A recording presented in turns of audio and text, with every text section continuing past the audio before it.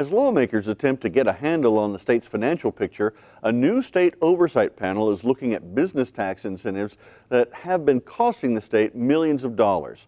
Oklahoma Watch reporter Warren Veith joins us for the latest of the Oklahoma Incentive Commission.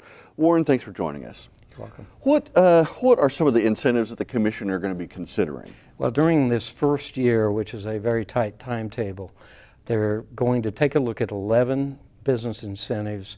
The biggest one of the bunch is a 5-year manufacturing tax break. It waives the property taxes for new or expanded manufacturing plants. Second biggest is a tax credit for electricity generated by these wind farms that are sprouting up all over the state. The Commission is going to take on two smaller but somewhat controversial incentives. One subsidizes the renovation of historic buildings. The other helps pay for the cost of filming movies, television shows, and TV commercials in Oklahoma.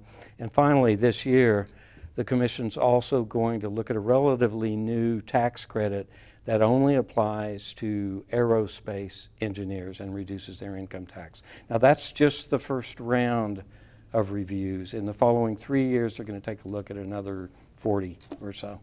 Now, how much money are we talking about here? How much are these incentives reducing state income? $500 million a year is a fairly conservative estimate.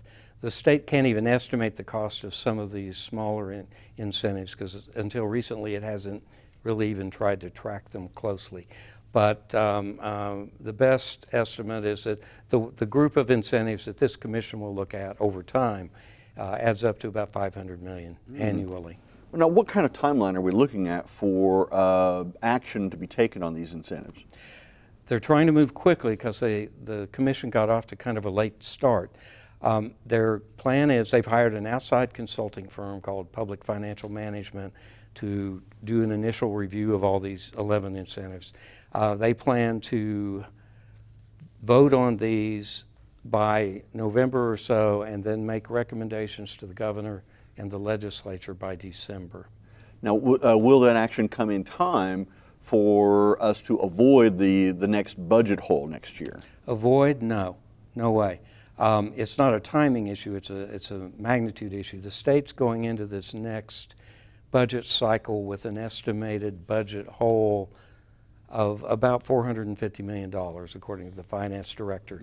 All of the incentives that this commission is going to look at over 5 years only add up to about that much money. The first year incentives add up to about $100 million.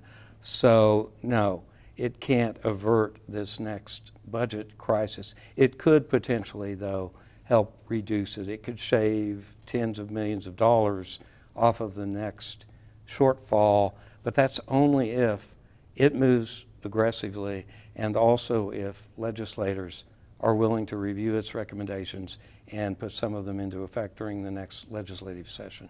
Warren Veith, Oklahoma Watch, thanks for joining us. Thank you.